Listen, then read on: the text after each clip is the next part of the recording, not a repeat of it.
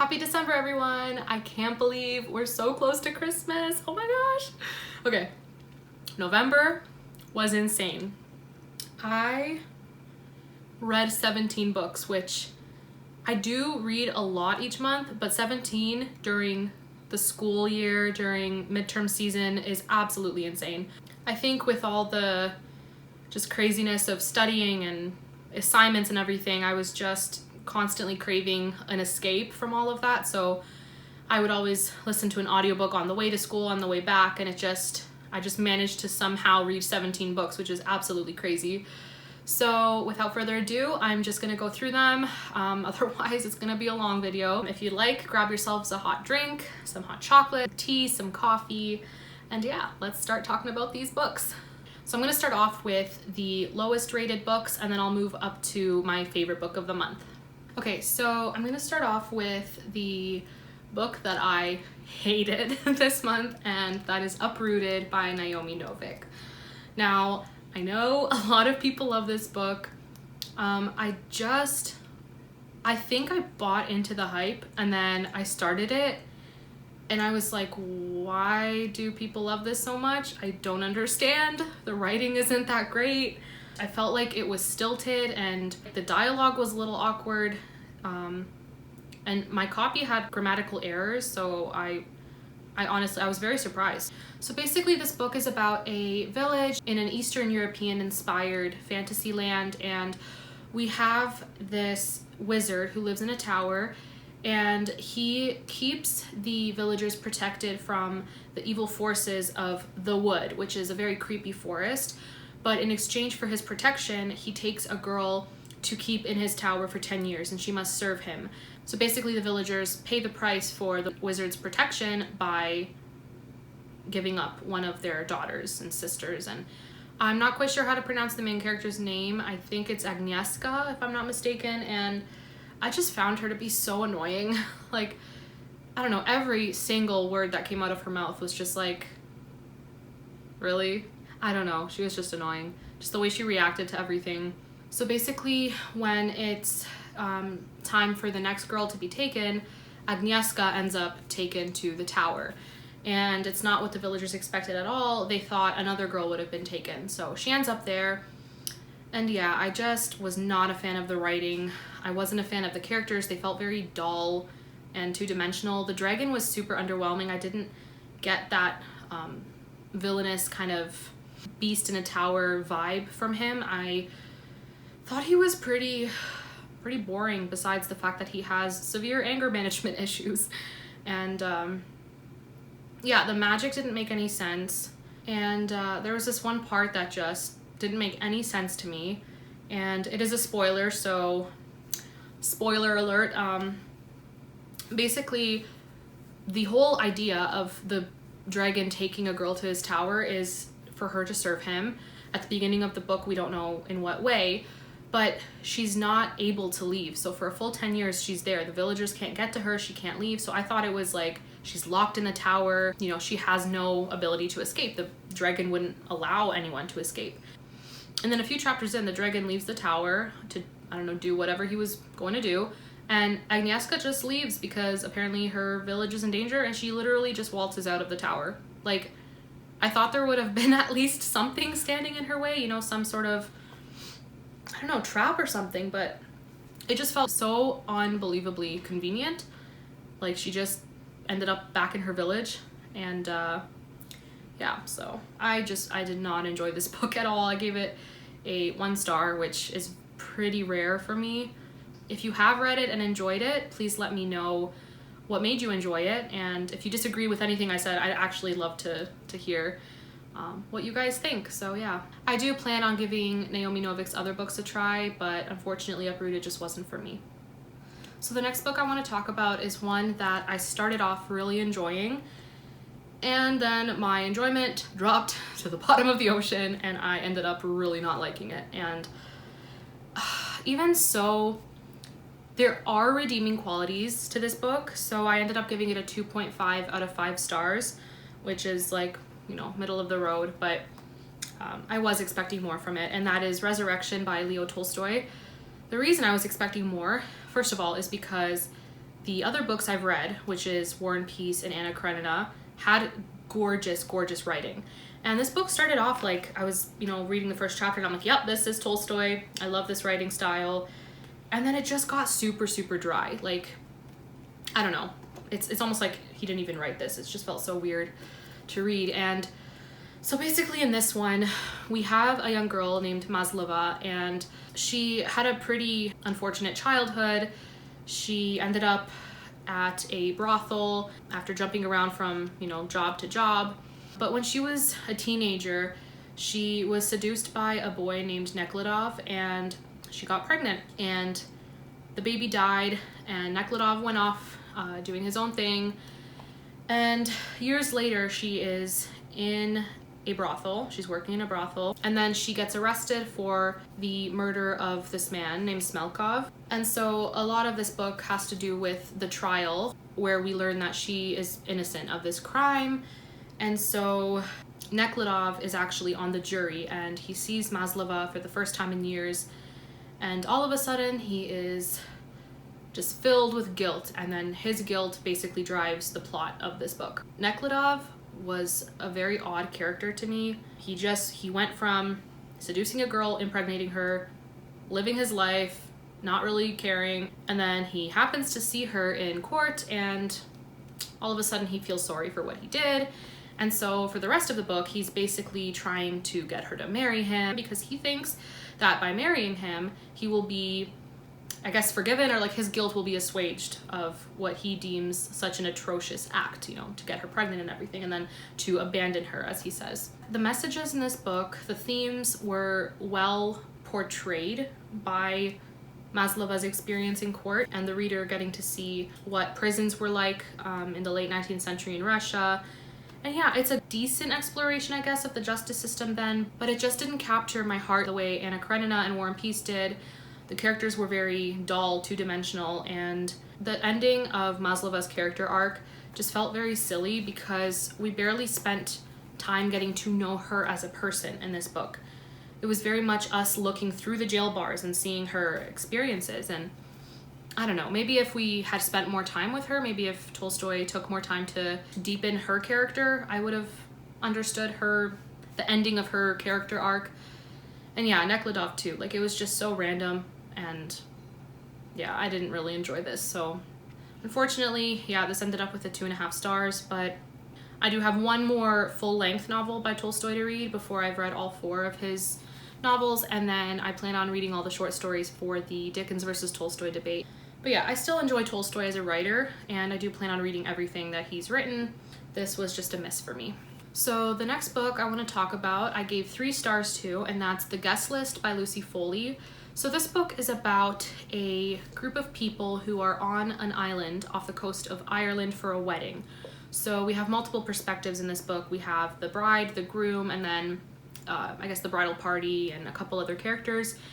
And basically we know a murder has happened, but we don't know until later on who the victim is. Basically we just learn about how despicable every single character is. And honestly, I would not want to be friends with any of these people because they are awful, with the exception of 1 or 2 characters. But yeah, it was really interesting to learn about the characters, even though I couldn't stand them. It definitely made me very curious to find out who was murdered and who the murderer was, and I did enjoy the reading process to an extent. I just, after a while, was really, really fed up with how awful these characters are. Like, they are just despicable. They're horrible humans. And yeah, the book was like unnecessarily smutty and just made me uncomfortable many times. The mystery itself was decent. I wasn't able to guess who was murdered. And then when I found out who the murderer was and why they committed this crime, I was pretty surprised. But I don't think the characters needed to be so despicable for this plot to work, for this, mystery to be a good one. So yeah, I gave it 3 stars. It was decent. I just wasn't the biggest fan of the characters and their actions and all of that. But I am interested in reading, I think it's The Hunting Party by Lucy Foley. I like that isolated, small group, kind of whodunit mystery. So yeah, that's The Guest List by Lucy Foley. I have another one that I gave 3 stars to, and that is The Murders in the Rue Morgue and Other Tales by Edgar Allan Poe. So a couple years ago I read The Fall of the House of Usher, which is one of the short stories in this collection, and really enjoyed it, and so I wanted to read more of Edgar Allan Poe. I have read a couple of his poems, and after comparing, I think I prefer his poetry over his short stories. I found most of the stories to be middle of the road. A couple were pretty bad, and then a couple were very enjoyable, but yeah, so the blurb on the back says, horror, madness, violence, and the dark forces hidden in humanity abound in this collection of Poe's brilliant tales. So for the most part, I didn't really get that sense of, you know, horror, madness, and dark forces and things like that. There were a couple that were really, really creepy, or a couple stories, but for the most part it was okay. It was enjoyable enough that I did want to, you know, move on to the next story. So my 2 favorite stories in this were Ligeia and The Telltale Heart. Those I think were the 2 best written. And yeah, there were a couple more that I really enjoyed. I just didn't love this as much as I was hoping I would, but yeah. So yeah, this is The Murders in the Rue Morgue and Other Tales by Edgar Allan Poe. So the rest of the books I read in November were all 4 stars, 4.5 stars, or 5 stars, which makes me very happy because that's a pretty good reading month for the amount of books I read. So the first book I gave 4 stars to is The Magician's Nephew, and that's the first book chronologically in the Chronicles of Narnia. And I am reading the books chronologically from this bind-up, so I really, really enjoyed it. I have never watched the movies. I've never read any of the Chronicles of Narnia, so I'm completely new to this whole storyline. So in The Magician's Nephew, we have a young boy named Diggory and a little girl named Polly, and they become fast friends. And one day they end up in Diggory's uncle's room or office or whatever it was, and this man, Uncle Andrew, thinks he's some sort of high and mighty magician. So he uses these magical rings to send the kids off to unknown lands. And through their many adventures, they end up in Narnia, and this is where the famous lion is introduced, and we also meet the witch, I forget her name, but yeah, it was a really interesting story, and I really, really enjoyed seeing the parallels between the Book of Genesis and The Magician's Nephew. And yeah, it was super enjoyable, and I'm actually about to start The Lion, the Witch, and the Wardrobe, so I'm super excited to continue on with the series. So the next book I gave 4 stars to this month is called The Tree Nobody Wanted, and that sounds so sad. And it was, honestly, I was really surprised at how much I enjoy this book. It's extremely short. It's almost too short to even call it a novella, but it has some of the cutest little sketches in here. And so basically this is about a little boy in post-war Brooklyn, New York, and he's living with his grandma. His mother actually died when he was born, so he lives with his grandma in a very small apartment. They live in poverty, and every Christmas they can't afford a Christmas tree, so they end up waiting until Christmas Eve when all the trees have been sold, all the good trees at least, and he's able to take the, I guess, the scraps in a sense, so the trees that nobody wanted to buy. Hence the title, A Tree Nobody Wanted. And so he ends up at the tree seller's little area, and instead of picking a wider tree that has enough branches for ornaments, or a taller tree that has room at the top for a star, he picks the worst looking tree. And he brings it home, and he decorates it with the very few personal possessions that he and his grandma have. And it's just so sad and heartwarming, and the ending of the story was actually, like, it actually tugged at my heartstrings. So yeah, I'm not gonna say anything else about this because it's very, very short, and anything else I say is a spoiler. Like, it doesn't make sense to say anything else. So The Tree Nobody Wanted, super sweet, and this I 100% plan on reading to my kids in the future. So sweet. So the next book I read and gave 4 stars to is A Dangerous Collaboration by Diana Rayborn. And this is the 4th book in the Veronica Speedwell series. I have read the previous 3 and I've given them all 4 stars. They're by no means amazing books. The mysteries are not, you know, they don't blow your mind away, but they're just a lot of fun. So in this one, the main character Veronica and Stoker go with Stoker's brother to this house party on a Cornish island, so off the coast of Cornwall. And basically they meet the owner of this island named Malcolm, and he has asked them there to help solve a mystery, the mysterious disappearance of his bride 3 years ago. So she disappeared on their wedding day. And yeah, the mystery itself was, I think, my favorite out of the 4 books. And yeah, I call these books fun trash because they're not amazing, but they're so fun. And Veronica and Stoker's relationship just cracks me up. So yeah, these books are great for, you know, escapism. The banter is really fun. And yeah, so that's a dangerous collaboration. So the last book I gave 4 stars to in November is The 13th Tale by Diane Setterfield.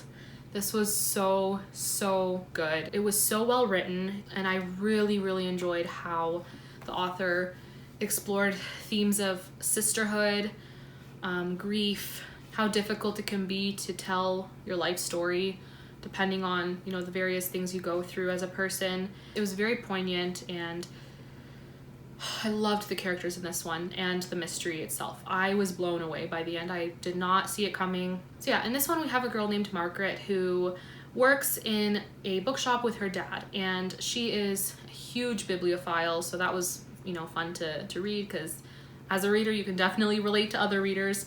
And one day she is sent a letter by a woman named Vida Winter, and Vida asks Margaret to write her biography. And so they form, you know, a professional relationship where Margaret is learning about Vida's life. And yeah, so Margaret has her own history of pain, and I think this helps her bond with Vida in this story. And so their friendship really deepens, and Margaret just learns more and more about Vida's own secrets, you know, in her past. And the plot twist was so well done. I loved this. The atmosphere was written beautifully. So Vida has written 12 stories, and the whole reason for her getting Margaret to come and write her biography is so that she can share the 13th story of hers. And that's basically her life story and some of the biggest secrets that are in her own family history. And yeah, this book was so wonderful, and I cannot wait to read more of Diane Setterfield. So this next book I gave 4.5 stars to, and I can't talk much about it because it is the second book in a duology, and that's Between the Wild Branches by Connie Lynn Cassette.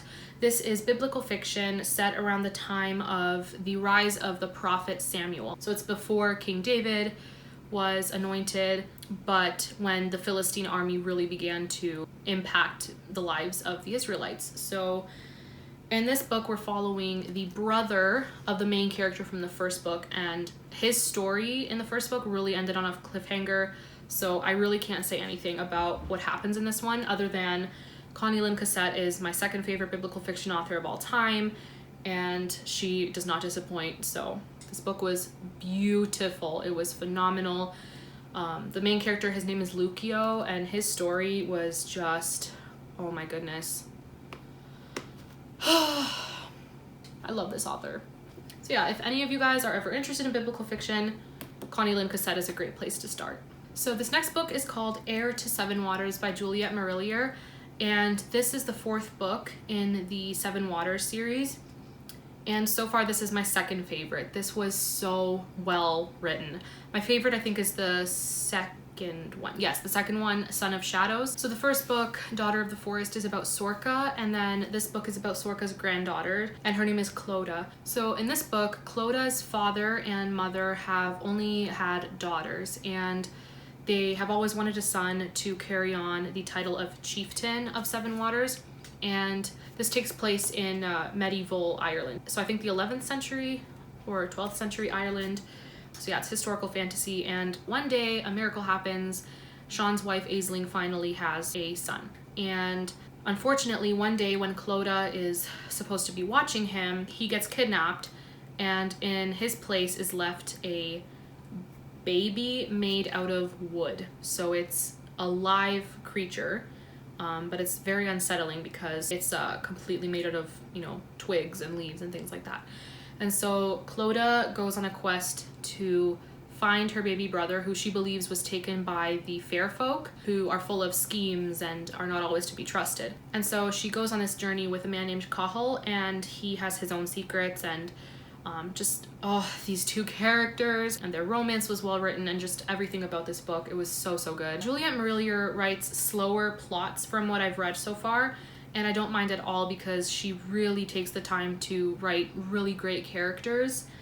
And so yeah, that's The Heir to Sevenwaters, and I think there are 2 more in the series, and yeah, I'm just so excited to continue reading them and continue reading all her other books. So I forgot to mention a book that I gave 3.5 stars to, so I'm kind of going back, but that's The Mystery of the Blue Train by Agatha Christie. So in this one, we have a man named Rufus who buys some red rubies from these people, and it seems to be a very sketchy kind of transaction. And he ends up giving these very, very expensive rubies to his daughter, Ruth, who is later found murdered on a train. And the rubies were also stolen. So it opens a lot of questions as to, was she murdered solely for her possession of these jewels? Was there another reason behind her murder?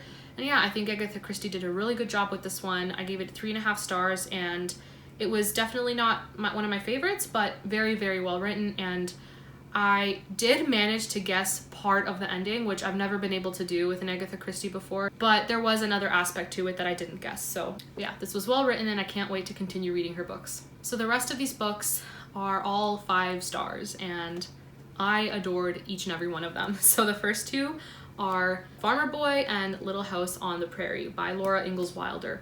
So in Farmer Boy, we have Almanzo Wilder as a young boy and his childhood, basically living on a farm with his parents and his 3 siblings. Yes. And it was just pure serotonin reading this book. I was just, oh my goodness, this series, I love it so much. It's not even that I can pinpoint specific aspects of the plot or anything like that. I just love reading about the pioneers and their experiences. But yeah, this book was so sweet, and I love that we got a little peek into Almanzo's childhood because the show only introduced Almanzo as an adult. So I really enjoyed this, and I think this series is gonna remain a beloved in children's literature for years. So amazing book. And then I also read Little House on the Prairie, which basically this plot line is the full first episode of the show. So it was really sweet to see the similarities between that episode and then the different things that occurred that were not included.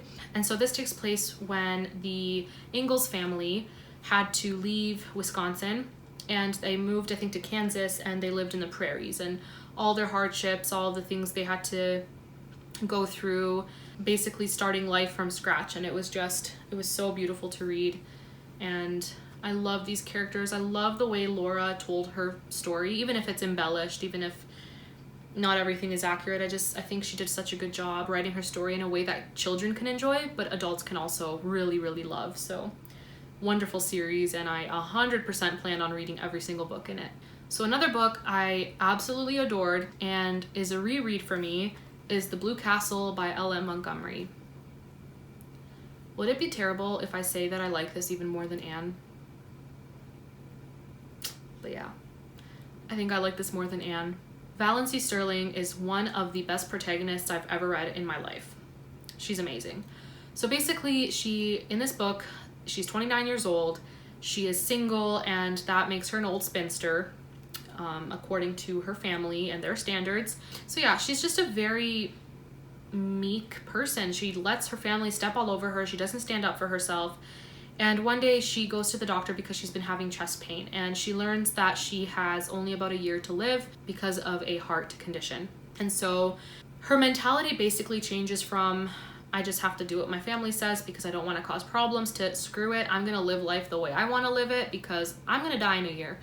And so she has always dreamt of living in her blue castle, which isn't actually a blue castle, it's just her dream home. She just wanted a place to call her own, where she could feel like she wasn't being controlled, her every move. So she decides to propose marriage to someone, and their love story in this book is just so good.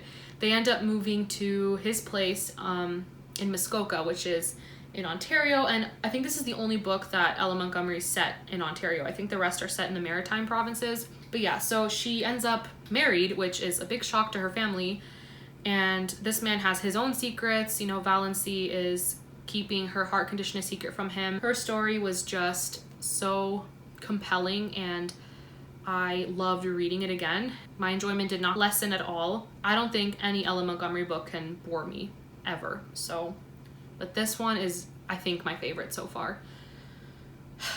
Everyone needs to read it. It's so good. Please read this book. Please.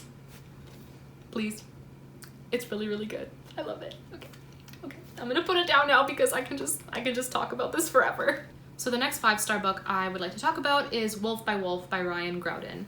This was phenomenal. I was not expecting to love it as much as I did. So this takes place in Nazi Germany in the 1950s. And as we know, the Allies won World War II. There is no such thing as Nazi Germany right now, but this takes place in an alternate history where the Nazis won the war. The Axis powers won the war. So we have Nazi Germany and we have the Japanese Empire, and they have set up a yearly motorcycle race, and the winner of this race gets to meet the Führer, Hitler. And so the year before this book takes place, the race was won by a girl named Adele Wolf, and she got to meet Hitler and dance with him.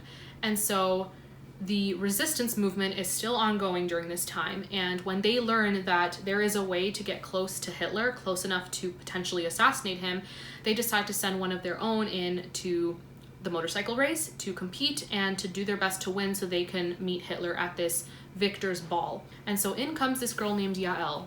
And so she basically spent a couple years in a concentration camp during World War II, and she was used by this doctor for experiments that result in a person's ability to skin shift.